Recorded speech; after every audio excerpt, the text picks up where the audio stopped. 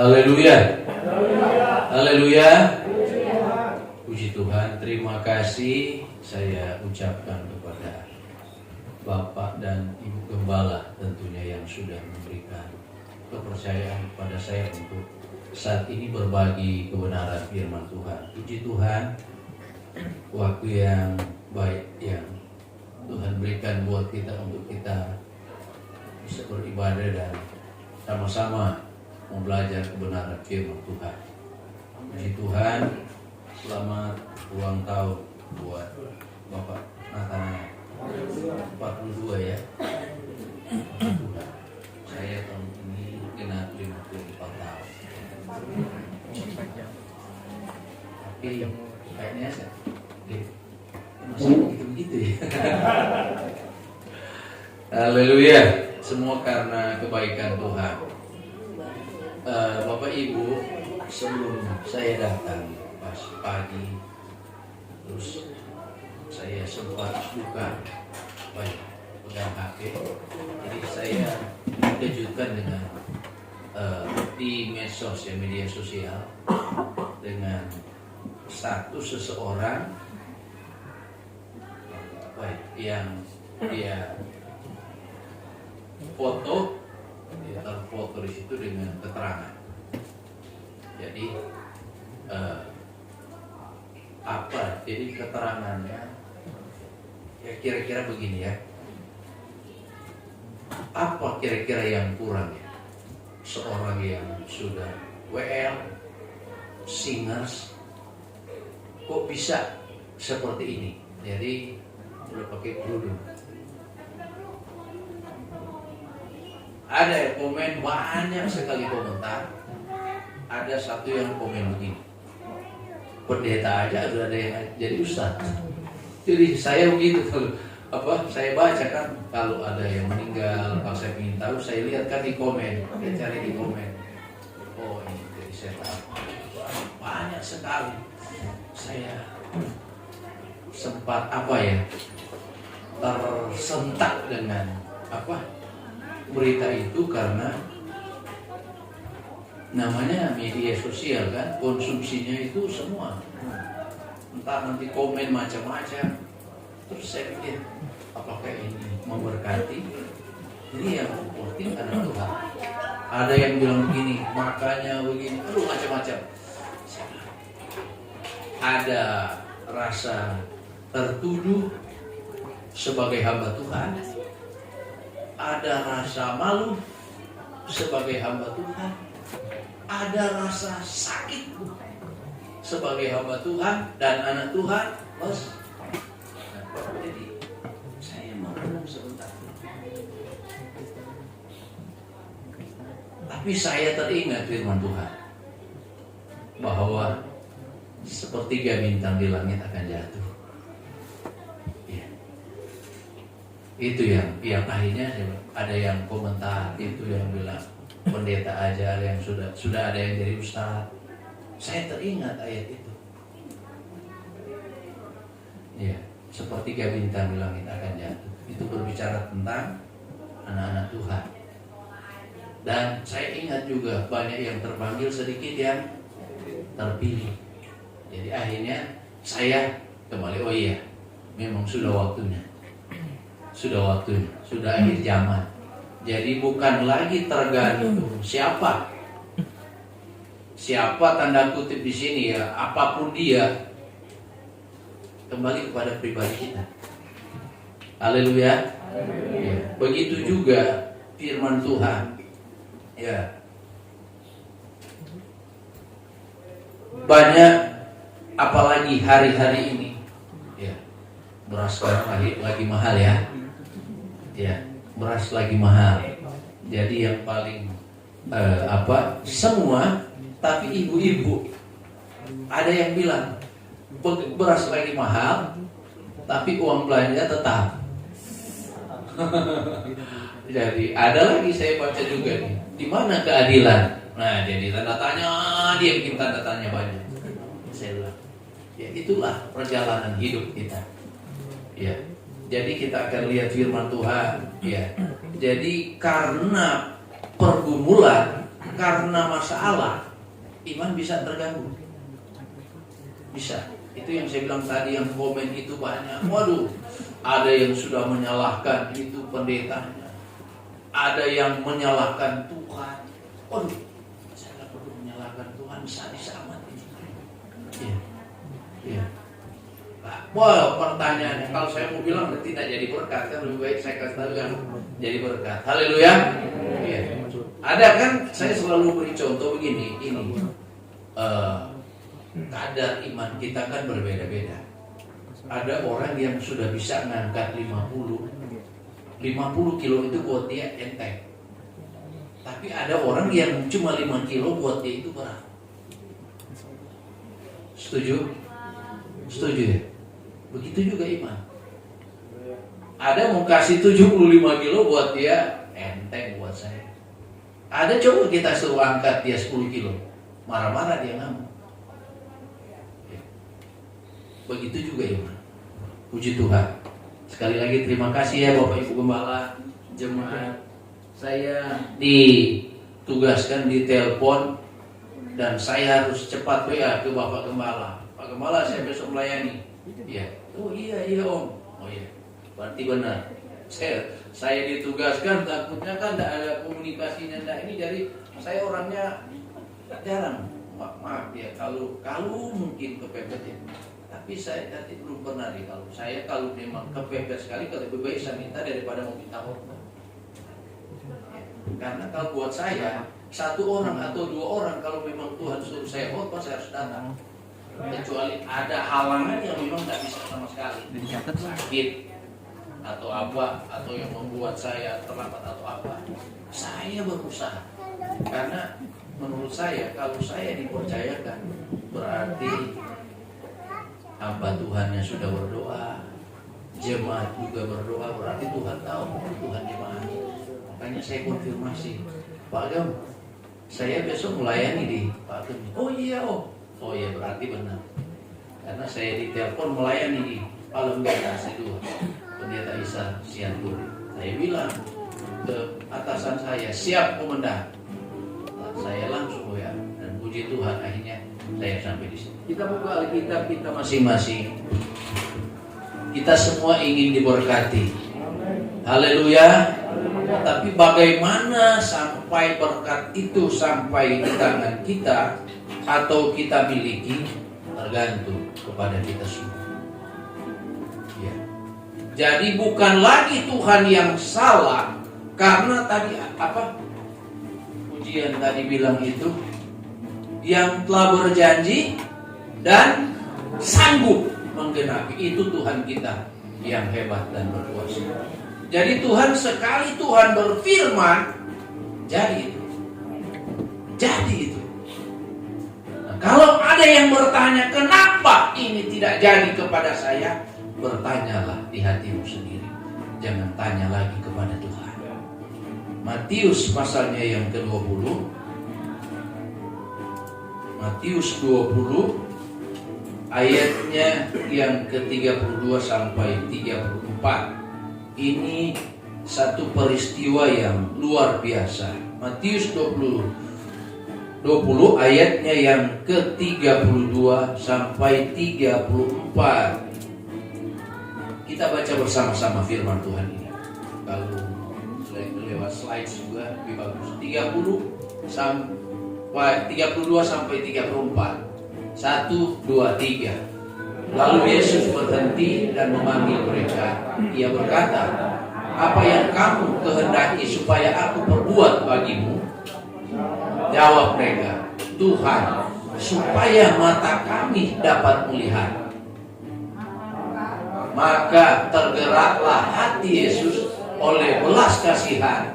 Lalu ia menjamah mata mereka, dan seketika itu juga mereka melihat lalu mengikut dia. Catat baik-baik, seketika itu juga. Ya, jadi nggak ada waktu yang panjang, nggak ada proses yang panjang. Ketika Yesus berkata, seketika itu juga mereka dapat melihat. Puji Tuhan. Bapak Ibu Saudara yang dikasih Tuhan, Kalau berbicara tentang penglihatan pasti mata, bukan hidung. Iya kan? Jadi kalau berbicara tentang penglihatan pasti mata. Mata kalau terganggu, katarak aja orang berusaha supaya dioperasi. Supaya apa? Bisa berfungsi dengan baik. Iya, karena kalau terganggu mata saya 40 berapa tahun saya mulai pakai kacamata. Lupa saya 45-an kan. Kayak masih 1 plus 125. Sekarang sudah 150. Udah perlu apa kali ganti lah. Plus. Jadi mata, saya bilang, orang aja kan makin umur makin bertambah penglihatan itu bisa terganggu, membutuhkan kacamata, bisa baca, ya, oh ya jelas baca. Ya, bagaimana dengan orang buta? Kasihan banget kan? Iya kan? Dia tidak bisa seperti kita orang yang normal, nggak bisa melihat. Ya, paling dia cuma dengar, cuma indera yang lain dia pakai penciuman. Iya, mau apa? Rasa, lidah, apa? Tahu makanan. Kalau kita kan mau lihat, ini masih mata, masih jauh, enak ini. Ini bagus ini barang ini.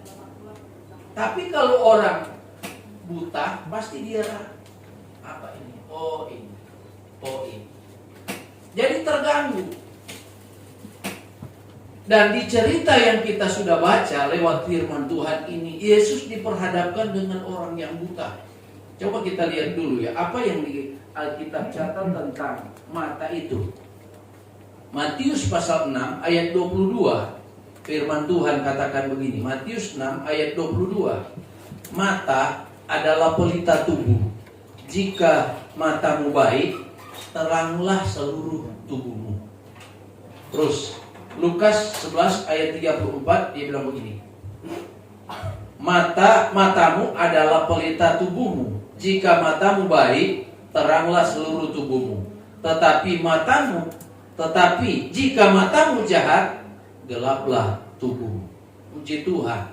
Jadi dari sini ya kita lihat Bapak Ibu Saudara, ada dua hal yang kita ingin pelajari di sini, di cerita firman Tuhan ini.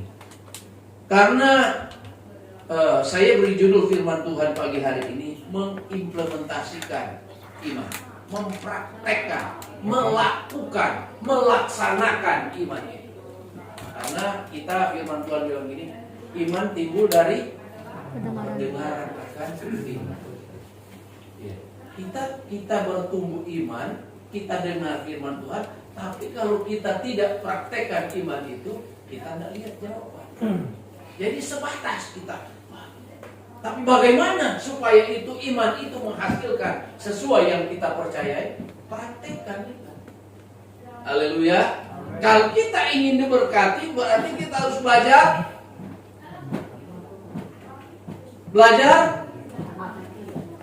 memberi. Haleluya. Puji Tuhan. Nah, jadi cerita Alkitab ini dua hal yang sangat esensial sekali, sangat mendasar. Iya. Di sini kalau kita lihat, ini orang cerita ini dia buta jasmani. Tapi rohaninya dia tidak buta. Dia tidak buta rohani. Akhirnya masalah yang sulit, yang berat dia hadapi, karena dia punya iman yang hidup yang luar biasa, masalah itu teratasi dengan baik. Dia bisa melihat. Ya, kadang kan itu yang saya bilang, orang karena masalah, ya semua pernah menghadapi masalah. Jadi pasti tahu, enggak mau menyalahkan. Saya kalau Bapak ini Pendeta Nathanael, kalau dia ada masalah terus dia misalnya ini, saya harus belajar. Oh iya, berarti dia lagi punya problem, dia lagi butuh bantuan doa. Kalau apa yang lain-lain juga, misalnya lagi ulang tahun, kasihlah dia makan bakso misalnya, apa kan begitu misalnya, atau apa ya, misalnya ini misal contoh ya. Jadi Yesus ketika diperhadapkan dengan orang yang buta ini, apa yang tadi firman Tuhan bilang? Yesus berkata, apa yang kamu mau supaya aku bisa lakukan? Nah, kalau berbicara tentang pergumulan masalah kita, ini kan buta ini masalah berat. Makanya dia berusaha cari Yesus. Dia datang kepada Yesus. Berat buat dia. Dia ingin seperti kita. Manusia yang normal. Saya bilang bisa melihat. Saya pernah tanya begini. Panca indera yang paling apa ya? Yang misalnya nggak ada itu paling berat apa? Memang ada beda-beda. Nggak ada yang mau semua berat. Tapi mereka bilang paling ini mata. Karena kalau seperti firman Tuhan bilang tadi, kalau kita begini, gelaplah seluruh tubuh kita. Begitu juga mata rohani. Jadi ada kaitan ini dua ini, tidak bisa dipisahkan. Ada orang melek, mata normal, tapi rohaninya buta. Ada orang yang buta jasmani, tapi mata rohaninya melek. Nah, ini yang saya bilang tadi, dua hal ini yang bertolak belakang dengan orang yang punya masalah yang buta ini. Dia buta jasmani, tapi rohaninya luar biasa, melek. Nah, jadi kalau cuma masalah, kalau rohani kita hidup, saya percaya kita punya Tuhan yang besar, kita punya Tuhan yang dahsyat. Dia sanggup menolong kita. Ini orang buta ini nggak gampang. Orang buta mau jalan aja, mau jalan aja dia harus pakai tongkat. Sekarang kan kalau di Jakarta itu sudah banyak kan fasilitas orang yang buta itu kan apa supaya mempermudah dia. Jadi betapa kita lihat betapa sulitnya itu orang kalau buta. Kalau kan masih apa yang pendengaran yang terganggu masih pakai bahasa. Apa yang tulis atau bisu masih bisa pakai bahasa yang lain, pakai cara bahasa tubuh. Tapi kalau orang buta, ambil itu dia dengar di mana ya, dia kan mau lihat orang kalau dia mau apa, orang kalau tuli bisu mau apa, dia mau naik mobil masih dia bisa lihat paling. Tapi kalau orang buta, sama juga dengan buta rohani. Makanya banyak yang saya bilang tadi seperti tadi masalah itu yang saya lihat di media sosial. Sebenarnya orang buta rohani. Ini orang buta rohani. Makanya tidak jadi jaminan. Pendeta mau orang seperti apa, maaf ya. Jadi penting sekali itu. Kita benar-benar kita akan masuk 3 poin yang saya akan bagikan pada saat ini. Ini sangat penting.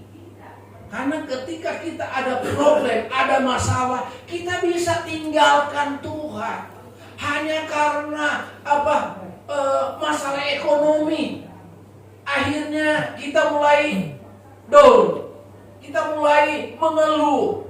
Kita mulai menyalahkan suami istri. Padahal kalau kita punya iman, ada masalah, ya semua orang punya masalah. Betul tidak? Cuma beda masalahnya. Kalau ada masalah, ada pergumulan, katanya kita punya Tuhan yang besar. Buktikan Tuhan yang besar itu di dalam hidup.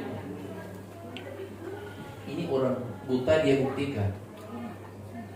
Dia buktikan. Dia cuma dengar Yesus itu berkuasa menyembuhkan dia. Dia cuma dengar.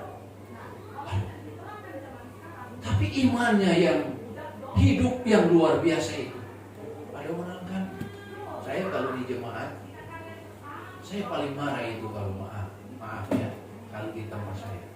Kalau lagi ibadah, HP online boleh, tapi saya marah kalau di tempat ibadah berhubungan. Buka Facebook lah, IG lah, saya marah. Marah bukan karena benci, karena saya ingin jemaat diberkati Tuhan.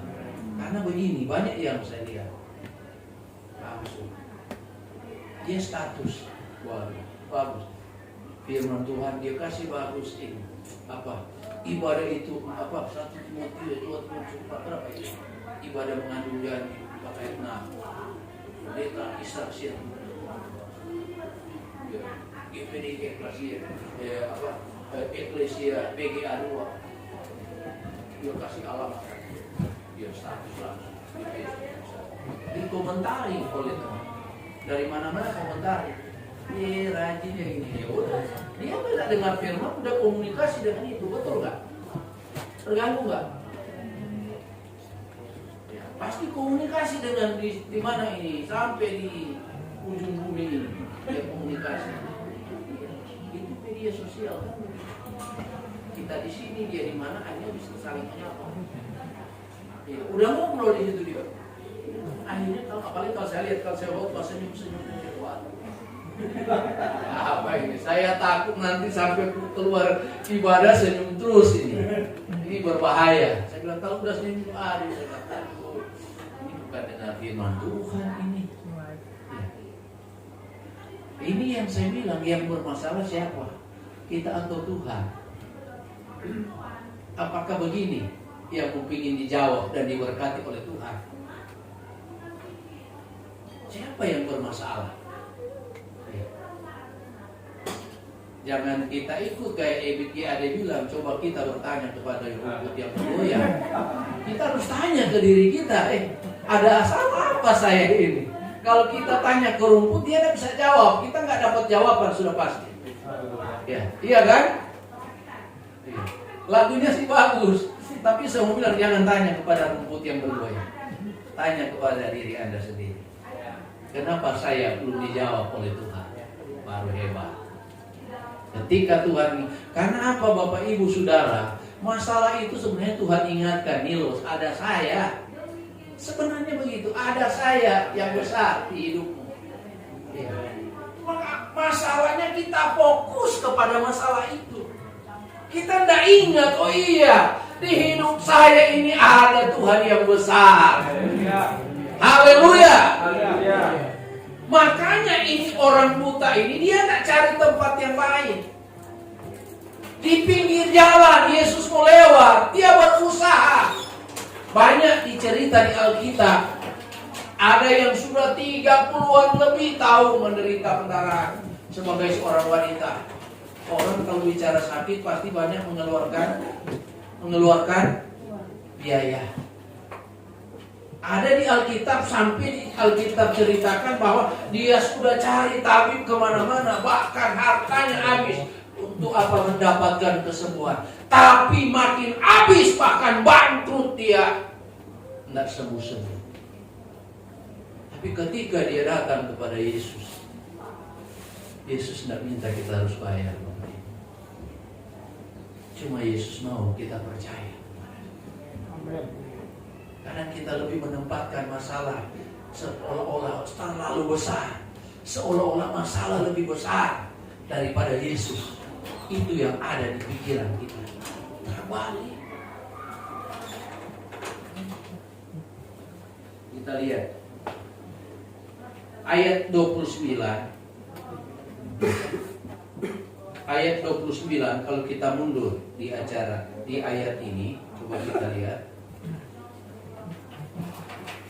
Bilang begini, ketika Yesus dan murid-muridnya keluar dari Yeriko, orang banyak berbondong-bondong mengikut dia. Artinya apa di sini? Kita lihat, Bapak Ibu Saudara, di situ ketika Yesus mau lewat di situ, ini orang-orang termasuk orang buta di sini, ya. Mereka percaya. Kalau mereka nggak percaya kepada Yesus, nggak mungkin mereka ada di situ. Jadi ini yang saya mau bilang pertama, yang paling penting. Tadi kalau bilang ada yang mau bekerja, saya melewati juga kan anak muda. Jadi kalau saya ukur di diri saya.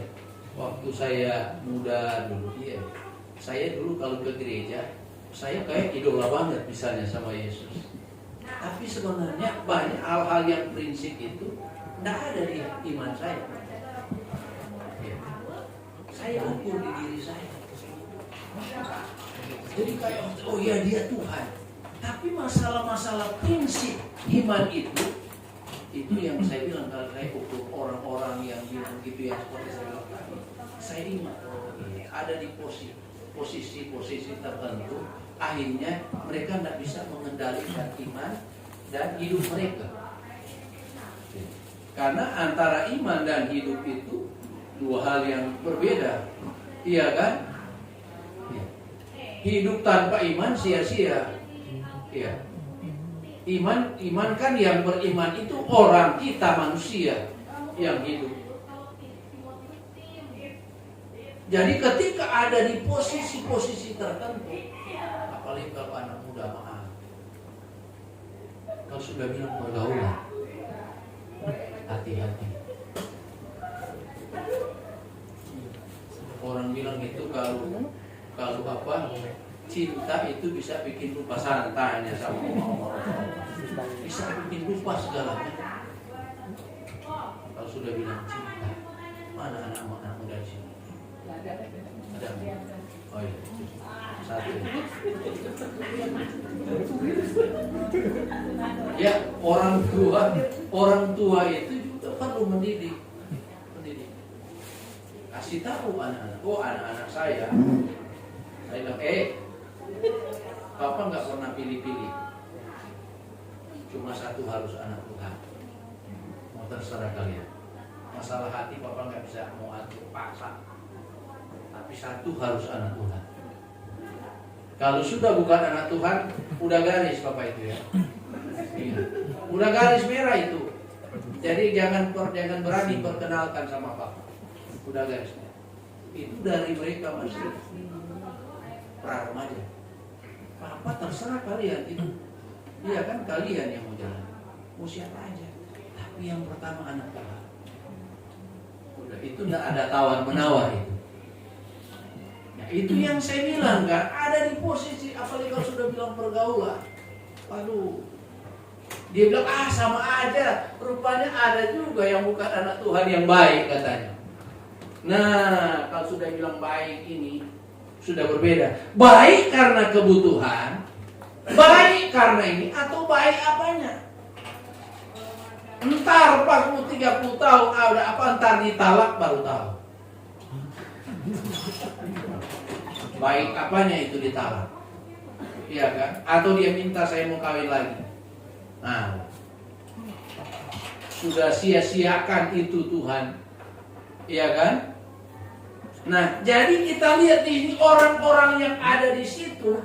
Kalau kita lihat memang orang yang beriman di pinggir jalan, orang yang buta. Jadi ada usaha. Dan yang kedua, mereka itu benar-benar percaya dulu kepada Tuhan. Ini kunci, Bapak Ibu Saudara, kunci. Bisa terjadi ke siapa aja karena masalah. Tapi beda ini orang buta ini, dia buta loh, masalah luar biasa. Tapi imannya hebat. Hebat imannya. Dia tahu dia punya Tuhan yang besar. Dia percaya. Makanya dia datang. Makanya waktu Yesus berkata, apa yang kamu mau supaya aku lakukan kepada kamu? Supaya kami dapat melihat. Cuma satu iman. Tapi jawabannya supaya kami dapat melihat, itu membuktikan iman yang luar biasa. Ada yang sakit saat ini terlalu kecil buat Tuhan. Apakah kita punya iman? Terlalu kecil buat Tuhan. Kalau kita mau, kita percaya, kita beriman, jadi sesuai iman. Yang kedua, ayat 30. Saya beri contoh dulu, coba kita lihat dulu. Ada contoh yang Yohanes 11 ayat 40 yang poin tadi. Harus percaya sungguh kepada Tuhan. Karena kalau kita cuma percaya orang lain juga. Kalau kita cuma berpegang di hal yang baik, jangan. Makanya Yesus kan bilang begini, kalau kita orang percaya, kalau kita orang tidak beriman juga, mereka banyak yang lebih baik dari kita. Nah itu banyak kita justru iman gugur gara-gara itu baik itu. Tanda kutip. Karena berbuat baik orang yang tidak kenal Tuhan juga bisa. Tapi keselamatan itu mahal harganya Bapak Ibu.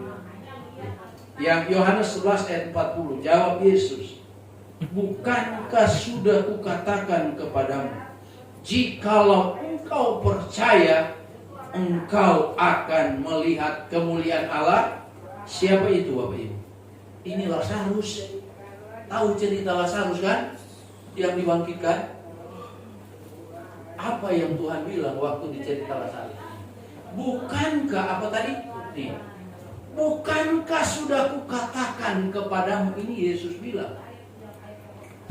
Sudah kukatakan Pak, jikalau engkau percaya, engkau akan melihat kemuliaan Allah.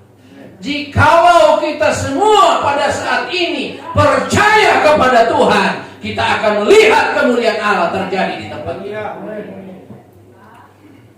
Jadi kuncinya percaya. Oh ya saya percaya. Tapi ada masalah iman gue.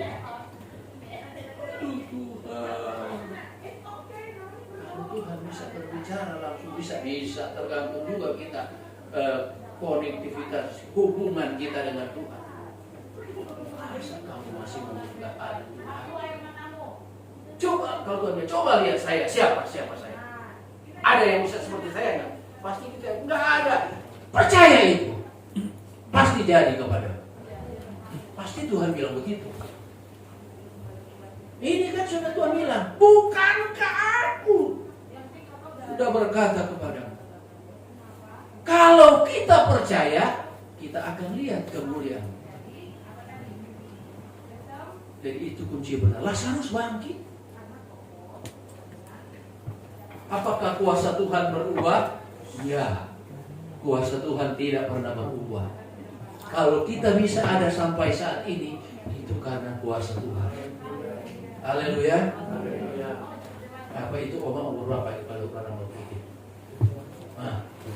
Mama saya tuh 82 tahun, masih sehat. Itu udah tua. Saya kalau lihat yang sudah tua, apalagi kalau kesetiaan, saya nggak mau sombong sama Tuhan. Lihat pengiringan mereka kesetiaan. Saya selalu ukur ke diri saya. Kalau saya ada di posisi seperti itu, sudah umur itu, apakah saya masih setia sama seperti orang yang tua?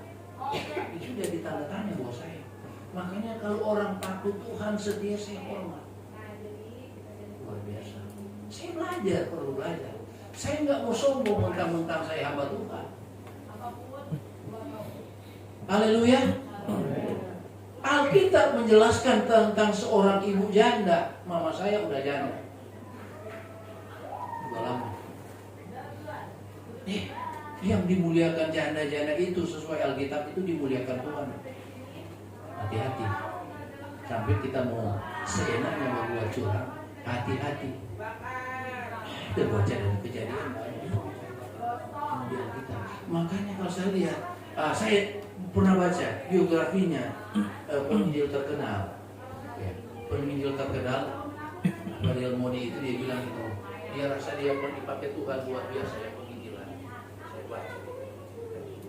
Dia pikir luar biasa. Satu waktu dia sudah mulai bangga dengan apa yang Tuhan percaya. Satu waktu dia di dalam Tuhan perlihatkan bahwa keberhasilan dia adalah doa dari seorang ibu janda yang tidak pernah ketemu jemaat di dia karena banyak, tidak pernah ketemu dia. Tapi ini ibu janda udah tua itu, dia setiap saat berdoa buat gembalanya itu, hamba Tuhan itu. Tuhan ingatkan ini pendeta yang sudah mulai angkat. Haleluya. Jadi doakan buat Bapak Gembala. Tuhan pakai luar biasa. Doakan buat hamba Tuhan. Jadi justru dia dipakai Tuhan luar biasa karena doa. Haleluya. Jangan anggap remeh tentang doa. Doa orang benar, Ustaz. Yang kedua, ayat 30 dikatakan begini, coba di ayat 30 di slide Matius 20 tadi. Ya, ayat 30. Ada dua orang buta yang duduk di pinggir jalan mendengar bahwa Yesus lewat. Lalu mereka berseru, "Tuhan, Anak Daud, kasihanilah kami." Garis bawahi, kasihanilah kami. Artinya di situ dengan kerendahan hati. Kalau saya misalnya datang ke Bapak Gembala Pak Ihsan ini, misalnya kalau saya memohon pertolongan, apa saya? Pak Ihsan, tolong saya. Paling bukan ditolong, keluar. Memang saya siapa kamu? Betul enggak? Artinya dari sikap aja itu mempengaruhi. Betul? Ini dua orang buta itu mereka datang, Yesus Anak Daud. Mereka memohon dengan kerendahan hati, tolong saya Yesus. Jadi rupanya gak boleh sombong jadi anak Tuhan. Belajar rendah hati. Karena kita sudah percaya iman sungguh bisa menghilangkan karena kita somse. Orang dunia bilang somse. Apa itu somse? Nah, pintar. Iya. Tapi di sini nggak ada.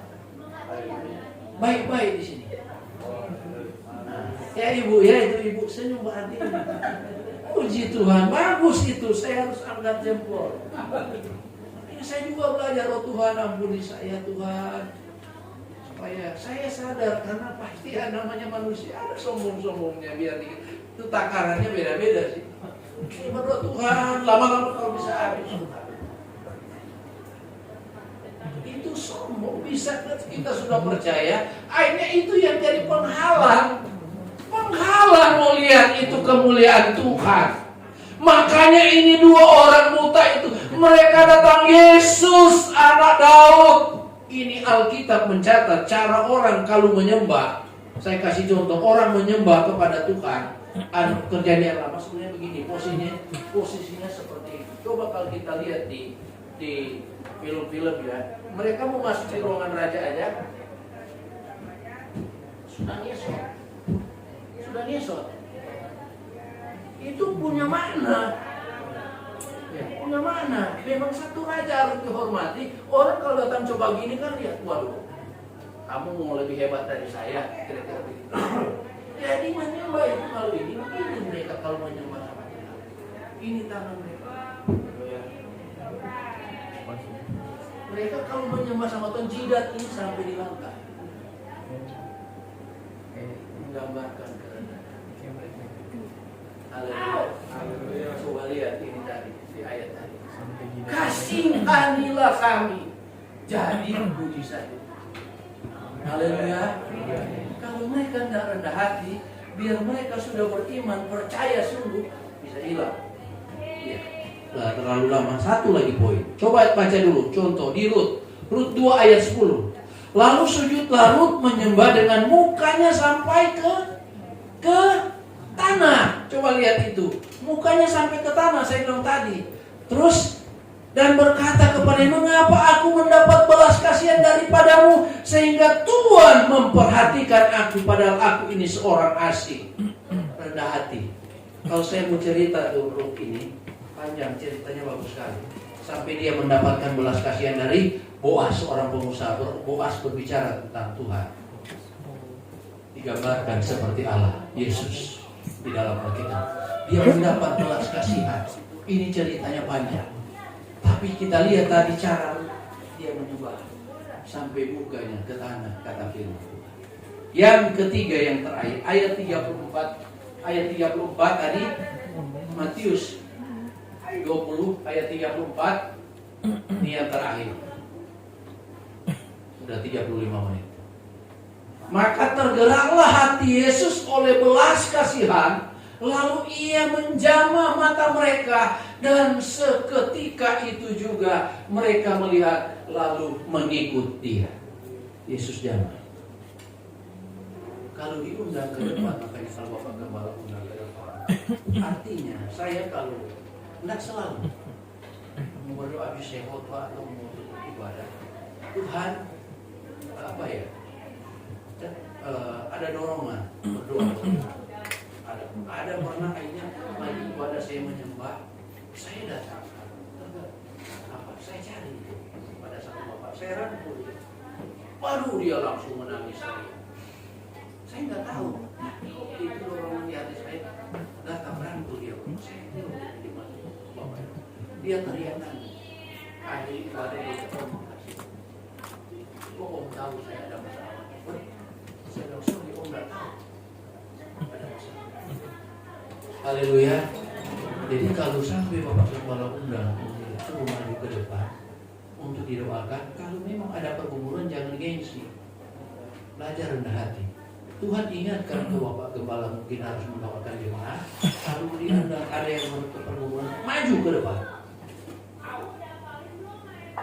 Karena kalau gengsi juga asing menghambat kan. Terus ayat 34 tadi firman Tuhan katakan bahwa ketika Yesus menjamah mata mereka, seketika itu juga mereka melihat. Jadi di sini kita lihat bahwa sekali lagi masalah mata yang buta itu yang sangat mengganggu, itu masalah besar. Tapi mata rohani mereka yang melek membuat mereka terlepas, terbebas dari masalah itu. Begitu juga kita semua saat ini. Kalau kita mengimplementasikan, mempraktekkan iman di dalam kehidupan kita, saya mau katakan hari ini kita bisa happy.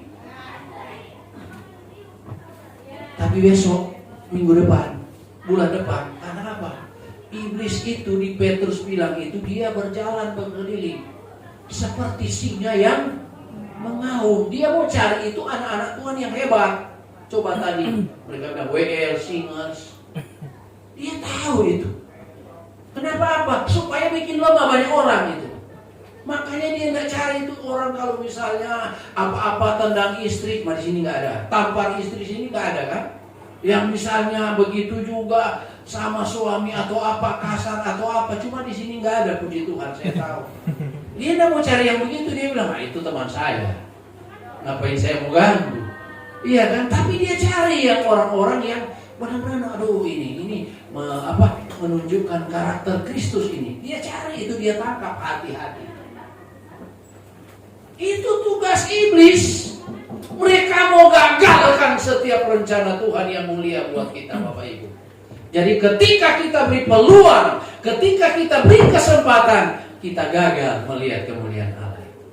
Tetapi ketika kita beriman, saya percaya saat ini juga, seketika ini juga, ketika kita mempraktekkan iman kita itu, kita melihat kemuliaan Allah. Beri kemuliaan buat Tuhan Yesus. Tuhan memberkati kita semua.